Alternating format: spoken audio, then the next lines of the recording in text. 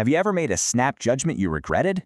Or have you ever stuck with a really bad decision just because you'd already put so much into it? Well, today we're going to do a super quick dive into your brain's two operating systems, all thanks to Daniel Kahneman's incredible book, Thinking Fast and Slow. So, to really get how our minds work, we've got to go way, way back. Picture this. You're one of our earliest ancestors. You're out walking with your kid, and suddenly you see a lion. You've never seen one before, so you have no idea what you're looking at.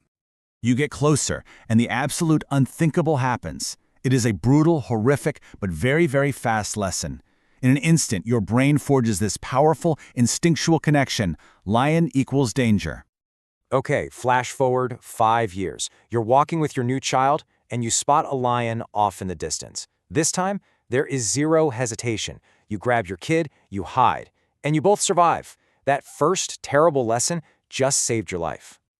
But then, something else happens. You're out walking again, a bird just happens to fly overhead, and at that exact moment, your child tragically dies from something totally unrelated, like an illness. But your brain, it's a pattern-seeking machine, and it makes another connection. So now you're living by two rules. Rule 1, you hide from lions. That's a life-saving rule. But Rule 2, you also hide from birds. That's a totally irrational rule born from a tragic coincidence.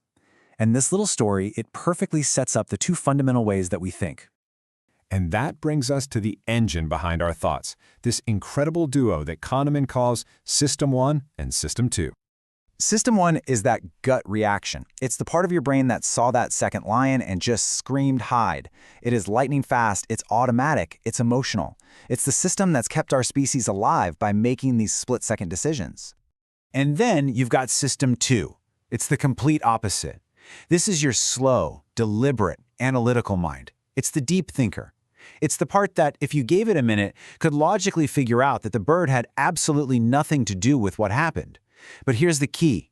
It takes real effort to fire up this system. So here's the main takeaway. We've got this fast, automatic System 1 and this slow, effortful System 2. The big problem happens when we let our fast, lazy System 1 handle a job that really needs our slow, logical System 2. And that leads to some pretty fascinating mistakes. Let's look at our first big thinking trap. It's called anchoring. It shows how one tiny, often random, piece of information can completely throw off our judgment. Want to try a quick experiment? Okay, first question for you. Is the height of the tallest redwood tree more or less than 1,200 feet? Got it? Now, based on that, what's your best guess for the actual height? Just get a number in your head. Okay, now imagine I asked a totally different group of people this question instead. Is the height of the tallest redwood more or less than 180 feet? And then I asked them for their best guess. Do you think that first number would make a difference? Well, check this out. The group that was anchored to that big number, 1,200 feet, their average guess was 844 feet.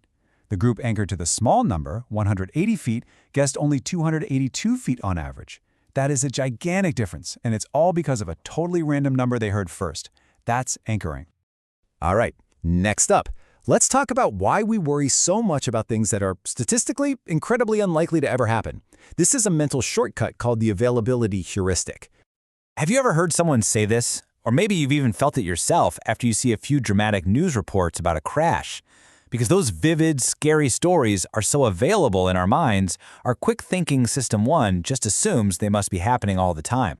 But here's the reality check from our slow-thinking System 2. The actual statistical probability of you being in a plane crash is tiny. It's incredibly close to zero. The mental picture is powerful, sure, but the actual data tells a very different and much safer story.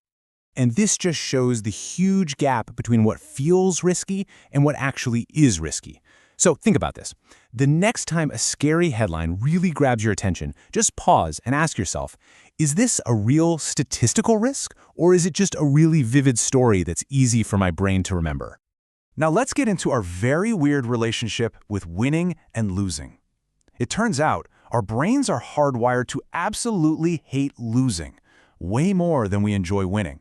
This is something called loss aversion. So check this out. Imagine I offer you a simple coin flip. Heads, you win $1,000. Tails, you lose $1,000.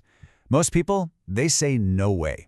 Even though the odds are a perfect 50-50, the potential pain of losing that $1,000 just feels so much stronger than the pleasure of winning it. In fact, studies show that for most of us, the potential win has to be about double the potential loss before we'll even think about taking that bet. This idea is really closely related to something called framing.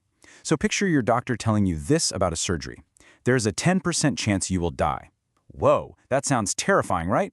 Your mind immediately zooms in on that negative outcome. But what if the doctor said this instead? There is a 90% chance you will live. It's the exact same statistic. The information is identical. But your emotional reaction is completely different, isn't it? That, right there, is the incredible power of framing. And finally, let's talk about a trap that, honestly, we all fall into: being unable to let go of a past decision, even when it is actively hurting us right now. This is known as the sunk cost fallacy. Think about John, the poker player. He's already down $1,000. The rational System 2 move is to just cut his losses and walk away. That money is gone. But his emotional System 1 feels the pain of that loss and screams, "Keep playing, you've got to win it back." Or think about Jem, who knows the candy she bought is bad for her, but she just can't bring herself to throw it out because, well, she paid for it. The money is sunk, it's gone, but it's still controlling her decisions today. But listen, this isn't just about John and Jen. We all do this. We all have that ugly chair we paid $59 for that's always in the way.